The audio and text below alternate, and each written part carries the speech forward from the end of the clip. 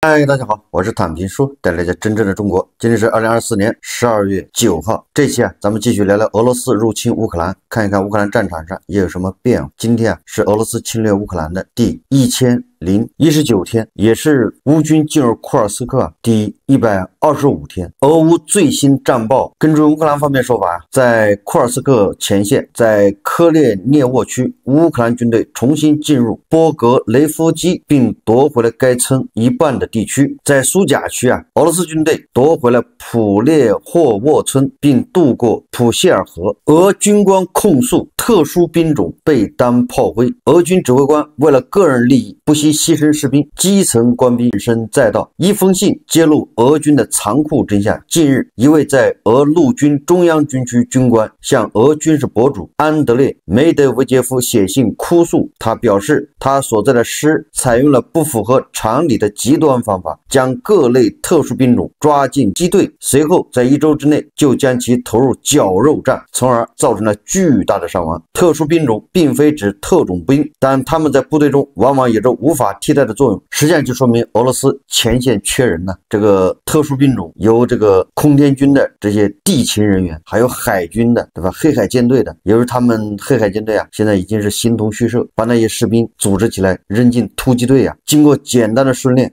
就让他们上战场，加入这个绞肉战。说到黑海舰队这个乌克兰军队继续使用无人机来对抗俄罗斯在黑海西北部的存在，包括天然气开采平台。乌克兰海军于12月7日发布地理定位视频，视频显示乌克兰海军无人艇摧毁了黑海被占领克里米亚西岸天然气平台上的俄罗斯监视系统。一位俄罗斯军事博主声称俄军将天然气平台用作视觉和雷达观察点。乌克兰军队使用传统的海军无人艇以及现代化的无人机，这些无人机携带可以独立打击目标，也就是 FPV 无人机乌克兰的海军司令叫涅伊日帕帕发布了一段黑海天然气平台监控系统遭遇袭的视频。该视频展示了 FPV 无人机与海上无人机的整合。根据央视新闻报道说乌军首次使用波兰新型无人艇攻击克里米亚大桥，这个是波兰援助给乌克兰的新型的无人艇看样子乌克兰方面对克里米亚大桥是念念不忘，必须要炸掉。由于天气寒冷双方在前线的这个战线变化不是太大。我们看看外交以及国际援助。乌克兰总统泽连斯基宣布丹麦第2批 F-16飞机已抵达乌克兰，并称赞丹麦在保护生命方面发挥了领导作用。丹麦已经提供了6架，丹麦一共也向乌克兰提供19架 F-16战斗机美国宣布再向乌克兰提供价值9.88亿美元的军事援助。俄乌战争爆发以来，美国已向乌克兰提供总值超过620亿美元的军事援助。新一笔对乌克兰的军援包括海马斯多管火箭炮弹药、无人机系统，以及用于维修美国向乌克兰提供的火炮、坦克和装甲车等所需的装备和零部件。拜登政府动用的资金来自美国国会的专项拨款。欧洲委员会秘书长阿兰·博尔塞在访问基辅期间，他说与乌克兰总统泽连斯基和总检察长科斯汀讨论了特别法庭和俄罗斯造成的损失赔偿问题。根据媒体报道说博尔塞是在一次简报会上发表上述言论。博尔塞对乌克兰进行首次正式访问，他上任仅2个月，在基辅逗留的3天时间里，会见了乌克兰总统泽连斯基和总检察长安德烈·科斯汀。这个博塞特在通报会上指出，会谈的主要议题是建立特别法庭调查俄罗斯侵略罪行的进程。据他称，明年初将在这方面取得重大成果。博尔塞说4月或者明年初，我们将为启动特别法庭的工作做一些实际的事情，也就是要审判俄罗斯这个对乌克兰侵略造成的损失。这个12月5号星期四福克斯新闻公布了叫罗纳德·里根研究所进行的一项调查的结果。该调查旨在确定美国公民对有关美国国防、外交政策和国家安全的一系列问题态度。调查结果显示，75%的美国受访者认为乌克兰是盟友，18%的受访者认为乌克兰是敌人，同时80%的受访者认为俄罗斯是对手，14%认为是盟友。受访者中55%的人继续支持美国的军事援助，35%的人反对。民意调查显示，半数受访者支持乌克兰向俄罗斯领土纵深发射导弹，34%的受访者表示反对。这说明乌克兰得到了美国人民广泛的支持啊，也就是美国人多数还是支持军事援助乌克兰。今天啊，这个在马克龙的这个游说之下啊，撮合之下，特朗普和泽连斯基还有马克龙在法国啊举行联席会议。据称啊，特朗普刚开始是不愿意举行此会议，但最终同意。会后媒体称会议很好且富有成果，双方举行会晤的最终决定是在不久前做出的。这次是巴黎圣母院的盛大重开仪式，实际上就是马克龙创造一个机会，把特朗普和泽连斯基约到了一起。根据法新社报道啊，说前来出席巴黎圣母院重开仪式的美国当选总统特朗普周日呼吁立即停火，并通过谈判结束战争。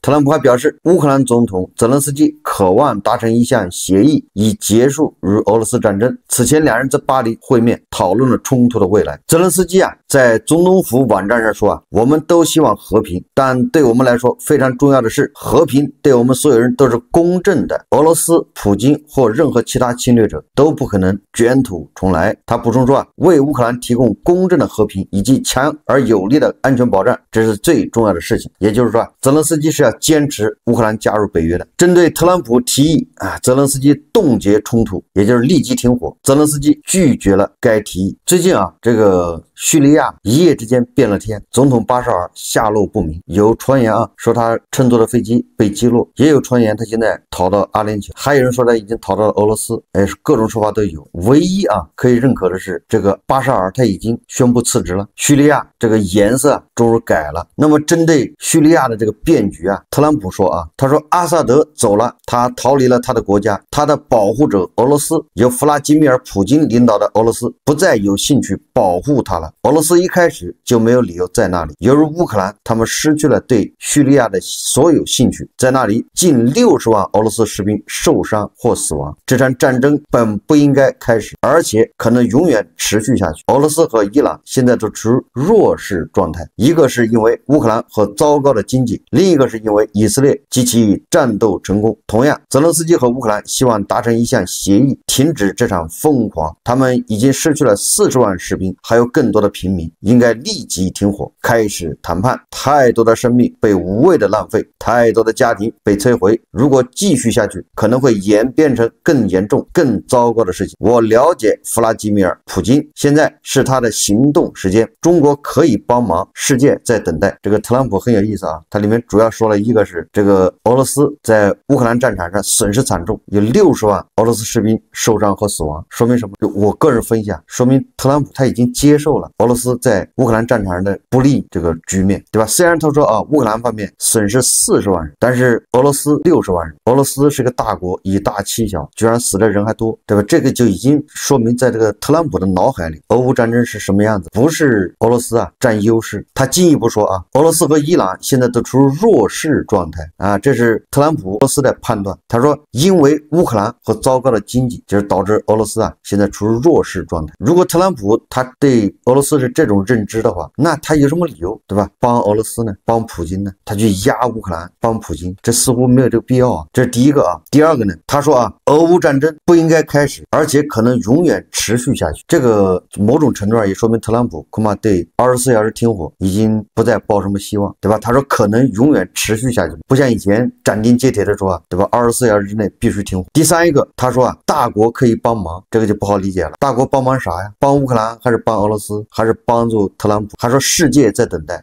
这个值得关注啊。当然了，特朗普说啊，乌克兰已经失去了40万士兵，这个引起了这个泽连斯基的不满啊。泽连斯基啊亲自出来解释，泽连斯基说啊，俄罗斯损失的最新数据显示，伤亡人数超过75万人，其中19.8万人死亡，超过55万人受伤。我们的人民正在以生命为代价保卫自己的国家，我们的士兵和平民每一条生命对我们来说都是宝贵的。自全面战争爆发以来，乌克兰已有4.3万名士兵在战场上累计救治伤员37万人次。还需要提到的是，在乌军中大约有一半的战士受伤后返回战场，而且我们数据还包括轻伤和重复伤。按照特朗普的理解啊，伤亡40万那是能对上，因为这个泽连斯基说啊，4.3万名乌军死亡阵亡啊，累计救治伤员37万，那差不多啊41万，但是里面有很多这2次受伤的，他算2次，大差不差吧。泽连斯基说啊，我们非常了解普京，他沉迷于战争，他的职业生涯始于对车臣的残酷战争，并不断煽动其他战争，只有力量才能阻止他，能够成为和平领袖的世界领导人的力量。我们指望美国和全世界帮助阻止普京，他唯一担心的就是美国和全球团结。今年啊，地保老人可以说到了下半年流年不利，接连遇到几个重大的打击啊，一个就是乌军进入库尔斯克，这一大巴掌抡的可是火冒金星啊，眼冒金星。哎，这个黄俄说这个是儿子下大棋，对吧？诱敌深入，要包饺子，把乌军全歼。结果啊，4个多月过去了，乌军还在库尔斯克，搞得地保老人非常被动，对吧？想停火谈判，现在也是欲罢不能啊。本来是特别军事行动，帮助乌克兰去军事化，本来说好的是钢铁洪流，一次参射阵、闪电战，1小时22分，结果深深的打成了阵地战，现在又打成了国土防御战，保家卫国，这都叫什么事？第二个打击就是叙利亚的巴沙尔政权倒台，这个俄罗斯啊，这10年在叙利亚投入巨资啊，卷得非常深，结果啊，这个巴沙尔是烂泥扶不上墙啊，就这么轻松的，他就宣布结束了，这还没打呢。这个叙利亚的反对派啊，上演了什么叫闪电战，让俄罗斯人学一学，这个才叫闪电战，对吧？直接就打到了大马士革，俄罗斯人的脸面往哪儿放？普京不要面子，对吧？这个才叫闪电战，从发动啊到结束到现在，巴沙尔政权下台一共10天。根据乌克兰情报局证实啊，俄罗斯地中海舰队船只正从叙利亚塔尔图斯港撤离。俄罗斯海军护卫舰海军上将格里戈罗维奇今天上午护送一艘货船驶出港口。这个塔尔图斯港是俄罗斯在地中海的一个非常重要的一个战略据点，看这保不住了，这是苦心经营啊，多少年守不了了。这个乌克兰的前外长库列巴说啊，他说正如我1周前在这里预测的那样，普京已经将阿萨德、巴沙尔扔到了公共汽车下，以延长他在乌克兰的战争。他的资源匮乏，而且他也没有他假装的那么强大。对于那些声称俄罗斯无法被击败，乌克兰必须让步的人，或者对于那些认为西方缺乏对抗普京的资源的人，你最好停止误导公众，并推进伟大的俄罗斯议程。最终被揭露为傻瓜和失败者的，可能不是你所期待的。冷战时期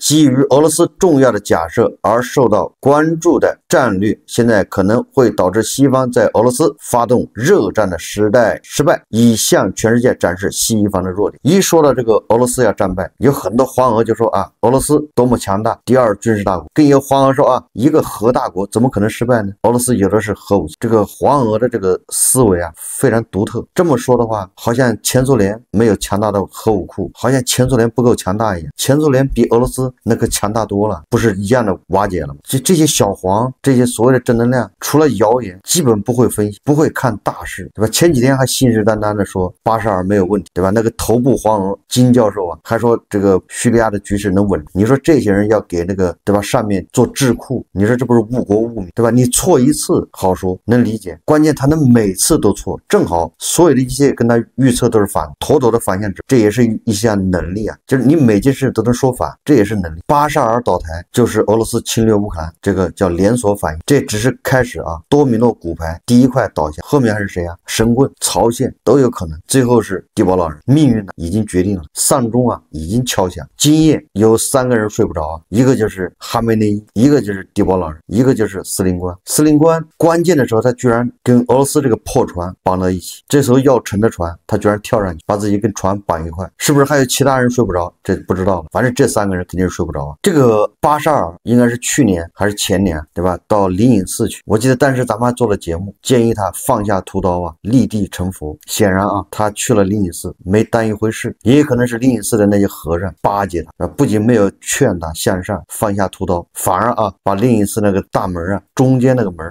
铺上红地毯，让巴沙尔从那中间的门进去。这个不知道是灵隐寺自己自作主张这么干的，还是说是啊某些部门要求，不太清楚。显然啊，这个违反了这个寺庙里一些叫禁忌啊，大家以以后去寺庙参观，你不能从那个中间的门进，中间那个门是死门或者叫鬼门，只能走死人。你要说下大棋，那这个灵隐寺才叫下大棋。乌克兰的外交部说啊，叙利亚局势显示俄罗斯的弱点，叙利亚局势表明俄罗斯日益虚弱，无法在2条战线上作战。乌克兰外交部发言人利希在社交媒体平台上写道，犹如在乌克兰的巨大损失，俄罗斯被迫撤出大部分部队和装备，使得阿萨德得不到他所需要的支持。同样重要的是，克里姆林宫隐瞒了俄罗斯军队和装备在叙利亚的实际损失。利希说，他认为俄罗斯在叙利亚的失败表明，克里姆林宫政权的资源有限，并不像他声称的那样强大。这个美国一直号称自己要同时打赢2场战争，你看俄罗斯第2军事强国居然这么虚弱，在乌克兰战场上，闪电战打成阵地战，最后打成领土防卫，对吧？保家卫国，结果叙利亚他也没守住，苦心经营的叙利亚啊，经营了10来年，连那个港口都保不，丢人丢到家。最主要是说明俄罗斯非常虚弱，俄罗斯根本就不是越打越有钱，如果他越打越有钱，那怎么支持不了叙利亚呢？有钱就有资源，所以咱们一直说俄罗斯国内现在非常空虚，对吧？卢布一崩溃，现在物价飞涨，俄罗斯的外汇啊很快就要枯竭。俄罗斯现在紧紧的抱住印度的大腿，想让印度啊多采购一点它的天然气、它的石油，因为大国现在已经没有办法再继续跟俄罗斯啊提高贸易啊，现在到了做减量的时候，即便不做减量，过去快速增长的势头啊就要停住，维持在一个水平上。但是这个不能满足迪保老人，迪保老人四处都要用钱，哪儿都缺钱，所以他只好啊找穆迪啊，希望穆迪能加大采购，希望穆迪继续买俄罗斯的武器，希望穆迪买俄罗斯的石油。迪保老人本来啊想搞乱中东，对吧？这些哈马斯、真主党把中东一搞乱，把全球的目光吸引到中东，为他在乌克兰这个败局啊解围，也就是所谓的围魏救赵。结果啊，一来是哈马斯、真主党太菜，一来恐怕是小霸王太刚太猛，深深的把哈马斯和真主党打惨了，导致连锁反应啊，这个叙利亚巴沙尔垮台，这个就是妥妥的啊。本来是想围魏救赵，结果变成了搬起石头砸自己的脚，一败涂地啊。迪保老人机关算尽。咱们对比一下巴沙尔和泽连斯基，面对所谓的世界第2军事强国的钢铁洪流，一字长蛇阵，泽连斯基临危不惧，坚守在基辅，俄军已经打到基辅城下，泽连斯基坚持在基辅视频，但是黄俄天天造谣说他已经跑了，那视频是假的，存货。事实证明呢，面对世界第2强的军事强国，泽连斯基毫不畏惧，面对这个美西方给他准备好的飞机，对吧？要把他接走，他说他要炮弹。你再反过来看看这个巴沙尔，对面来的是一些游击队啊，反对派啊，这是乌合之众啊。你有俄罗斯人帮忙，有正规军，有坦克大炮，有雷达，结果他倒是先溜了。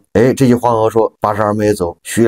利亚的局势可控，稳中向好的局面从没有改变。你说说，明明没有跑的，他非造谣说人家跑了；明明跑了的，他非说人家没跑。这为什么全是反过来的呢？缺乏基本常识。俄罗斯外长拉夫罗夫否认了从叙利亚塔尔图斯港撤军的报道，他声称这是地中海演习的一部分。这俄罗斯人真的可以啊，逃跑也是演习，真真假假，假假真真，假戏真做啊。你这个时候不从那个塔尔图斯港撤走，你还准备把武器送给那些反对派吗？让人家缴枪吗？这反对派把你武器缴了，你有什么脾气呢？普京难道现在还能顾得上叙利亚？普京现在啊，连责任都不敢扣到这个埃尔多安的头上。普京现在一口咬定是乌克兰人干的，埃尔多安人家都已经跳出来开始主导事务了，开始吩咐干活了。也就是说啊，迪保老人吃了这么一个亏，挨了这么一记窝心脚啊，他居然连屁都不敢放一个，都不敢正眼看埃尔多安，你说多惨！5夫1娃，平时把核弹挂嘴人的，逮谁跟谁叫，怎么不敢跟埃尔多安叫呢？因为他们知道，他们要跟埃尔多安叫，那是真要挨揍啊！这埃尔多安不惯着他们，他真下狠手啊！而迪保老人也拿他没办法。你看啊，在这个阿塞拜疆和亚美尼亚就这个纳卡地区冲突，土耳其人轻松赢一局，轻松拿下一局。在这个叙利亚呢，土耳其人又拿下一局，2-0，给了迪保老人一个响亮的回报。我一直劝迪保老人早投降早受益，你看看他就是扛着不投降，死要面子活受罪，现在就是活受罪啊！接下来恐怕就是俄罗斯突然解体，那跟这个叙利亚是一样的。所以我说迪保老人他睡不着啊，他想不明白啊，为什么那么多政府军怎么就不抵抗呢？叙利亚的老百姓为什么不抵抗呢？他想不明白。等他想明白的时候啊，恐怕也是他走向歪脖树的时候。好，这期节目啊，我们就聊到这里，感谢大家。如果喜欢我的节目，欢迎订阅转发，也可以在下方留言评论，谢谢大家。